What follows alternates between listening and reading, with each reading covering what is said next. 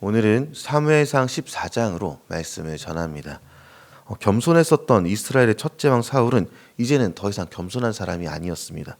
사무엘을 기다리지 않고 자신이 하나님께 드릴 화목제를 주관한 일이 교만한 일 중에 하나였던 것이죠. 자신이 왕으로서 모든 것을 마음대로 할 수 있다라는 그런 교만한 마음에서 흘러나온 것입니다. 그리고 겸손한 자의 교만함으로의 변질은요, 현대 그리스도인들이 가장 크게 경계해야 하는 그런 일 중에 하나가 된 것이죠. 본문에서 이런 교만해진 마음을 가진 자 사울이 처했던 상황이 있다면 강철 무기로 중무장한 블레셋 대군과 대치 중이었는데요. 이스라엘 안에는 강철 무기를 든 사람이 사울과 요나단 부자 외에는 소유한 사람이 없었다라고 본문은 밝히고 있습니다. 그러니까 이스라엘의 상황은 교만해지면 안 되는 그런 상황인데 사울의 지위는 교만하여서 마음대로 행하고 있었다라는 것이죠. 이런 상황에서 탈연병은 늘어나고 있었고요. 군사들은 그 사기를 높이기 위해서 인간적인 방법으로 사울은 마음대로 화목제를 드렸지만 여전히 도망하는 이스라엘의 탈영병만 늘어나는 그런 상황만 보게 되었던 것입니다. 사울의 상황은요, 하나님께서 그와 함께 하시지 않는 그러한 모습을 보여주고 있었습니다.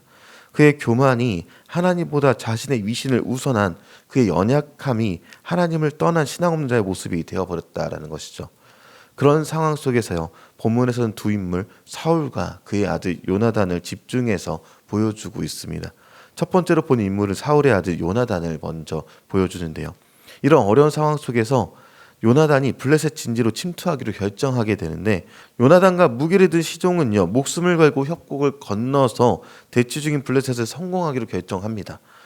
고작 자신과 시종 두 사람이 전투에 참여하게 되었지만 이 전쟁이 하나님께 달려있기 때문에 구원이 임할 것이다라는 확고한 믿음을 가졌고요. 그의 고백에 시종은요, 목숨을 걸고 뜻을 함께하기로까지 결정하게 되었다는 것이죠. 그리고 이 요나단의 고백을요, 우리 그리스도인들의 삶에 적용하여 살기를 원합니다. 그리스도인은요, 작은 일에 일희일비하면서 감상에 빠져서 인생의 항로를 변경하는 사람들은 아닙니다. 주님의 약속을 믿기 때문에, 주님을 신뢰하기 때문에 눈앞에 어떤 어려움이 올지라도 하나님을 신뢰함으로 요나단과 같은 고백을 하며 헤쳐나간 사람들이 바로 우리인 것이죠. 만약 성도님들의 삶에 오늘 지금 당장 삶에 한 어려운 풍랑이 오더라도요, 주님의 약속을 믿고 맞서지길 소망합니다. 주님께서는요, 그분의 손으로 우리를 붙들어 주실 것입니다. 하나님의 약속을 믿고 협곡을 기어 올라온 요나단과 그의 사람은요, 적진에 침투하게 된 사건이 계속해서 이어집니다. 여기에서 성경은 하나의 사건을 주목하여 보는데요. 고작 두 사람의 침입이었지만 모든 백성과 주변의 사람들이 공포감을 떨었고 땅이 진동했다까지 증언하고 있습니다. 모든 백성과 주변이 두려움에 떤 이유, 땅이 진동한 이유가 하나님께 있다라고 성경은 밝혀주고 있는 것이죠.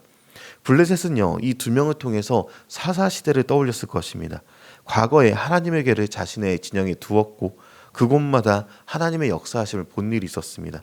다곤 신상이 엎어졌고 팔다리가 잘렸으며 다른 곳으로 옮겨도 역병과 어려움을 만나게 되었었던 일을 블레셋은 기억하고 있었던 것이죠. 이 작은 두 사람을 본 것이 아니라 하나님의 임재가 주는 어려움 자체를 마주한 것입니다. 이렇게 하나님의 역사하심이 블레셋 진영이 일어나고 있었고 사울의 진영에서는 이게 무슨 일인가 하고 그 소동을 바라보고 있었습니다. 이제 본문의 두 번째 인물 사울에 대해서 본문은 계속해서 말하고 있습니다. 그리고 나서 사울이 행한 방법이 있는데요. 하나님의 역사하심이 있고 우리가 이제는 도와줄 때다 말하면서 군사를 일으킨다거나 그러지는 않았습니다. 그 상황에서 사울이 한 일이 무엇인가 하면 점호를 합니다. 지금 누가 우리 진영에서 사라졌는지 이것을 확인하고 있는 것이죠. 그러면서 곧 요나단과 시종이다라고 알게 되면서 왕이라면요, 지원 병력을 보내는 것이 당연할 텐데 하나님의 궤를 가지고 오라라는 이상한 그런 지시를 합니다. 하나님이 주시는 승리에 대해서는 관심이 없고 이게 지금 자신의 공이냐 다른 사람의 공이냐를 놓고 갈등하는 모습을 지금 보여주고 있는 것이죠. 자신의 아들마저도 사울의 공을 가로채는 것이 마뜩치 않았던 것입니다. 사울이 관심 있었던 것은 자신의 왕권 강화였지 하나님의 능력이나 혹은 이 전쟁을 이기는 데까지 크게 미치지 않았다는 것이죠. 블레셋 진영은 점점 더 소란해져 간 소리를 들었고요. 사울은 이제 정군을 거느리고 소리치며 싸움터에 가까이 가게 됩니다. 그리고 그 상황은 이러했습니다.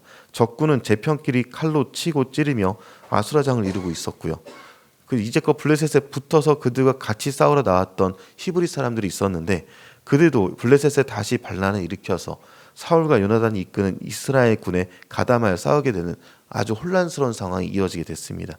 여기에 더해서 에브라임 산악지대에 아까 도망갔었던 이스라엘 군도 블레셋 군이 도망친다는 말을 듣고 합세해서 쫓아가면서 싸우게 되는 일이 일어나게 됩니다. 그리고 성경의 기자는 분명히 말합니다. 하나님께서 도우심으로 승리하셨다라고요. 그때 사울이 이상한 명령 하나를 전달하는데 24절에 기록한 내용인데요. 해 떨어질 때까지 원수를 갚아야 할 것이니까 그때까지 무엇이든지 먹는 사람은 저주를 받는다. 이런 맹세를 지키게 됩니다. 그래서 이스라엘 전군은 아무것도 먹지 못하게 됩니다. 여기서 말한 이 금식은요, 하나님이 기뻐하시는 금식이 아니었고요. 백성들 그 누구도 기뻐할 만한 일은 아니었습니다. 단지 한 사람 사울만이 이 금식 선포를 통해서 자신의 권위 자체를 확인하려 했던 것입니다. 이 상황을 찬찬히 생각해 보겠습니다. 사울의 입장에서요. 사울 자신의 명령으로 블레셋이 괴멸되어 가고 있는 것이 아니었습니다. 그의 아들 요나단의 독단적인 행동으로 인한 승리가 지금 보여주고 있는 것이죠. 여기에 자신의 공으로 돌려오는 정치적인 방법이 있다면 지금 전쟁이 다 끝나가는 상황에서 내가 선포한 금식이 전쟁의 승리를 가져다 준다라는 그런 정치적 생각이 들어가 있어서 여기에 금식을 선포한 것입니다. 사울은 이스라엘의 승리에 관심이 있는 것이 아니라 하나님이 주신 승리에 감격하지도 않았고요. 하나님이 가르치시고 이끄셔도 자신에게만 집중하고 나에게만 관심이 있습니다. 그리고 상황상 아직 이 사울의 맹세를 듣지 못한 요나단은 꿀을 먹었고 이 사실이 사울의 귀에까지 들어가게 됩니다. 그리고 사울은 요나단을 죽이기로 결정하게 되죠. 자신이 한 맹세가 있으니까 죽어야 한다고 사울 스스로가 맹세대로 행하려는 모습을 보여주었던 것입니다. 지금 사울의 움직이는 행동력은요, 자신의 권위 하나입니다. 하나님의 의중은 없고 자신의 권위만 남아있는 상태입니다.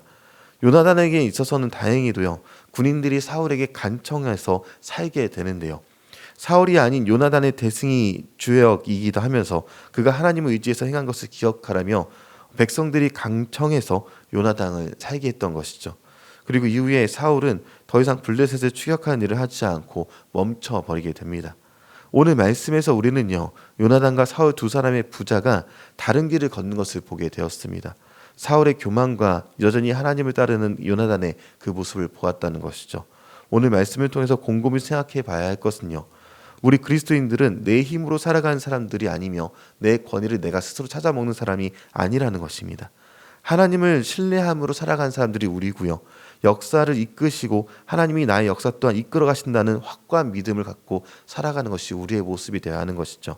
이제 오늘을 살아가실 때 한때 겸손한 자였으나 교만해진 자 사울처럼 내가 내 것을 찾아 먹으며 살 것인지, 상황이 어려움에도 불구하고 하나님을 의지하는 요나단과 같을 것인지, 이것을 선택할 때가 지금 이 순간입니다. 오늘을 결단하며 기도하실 때 주님 나를 붙들어 달라고, 요나단에게 허락하신 승리를 오늘 내 상황 가운데서 허락해 달라고 기도하면서 주님 앞에 나아가시기를 주님의 이름으로 축원합니다.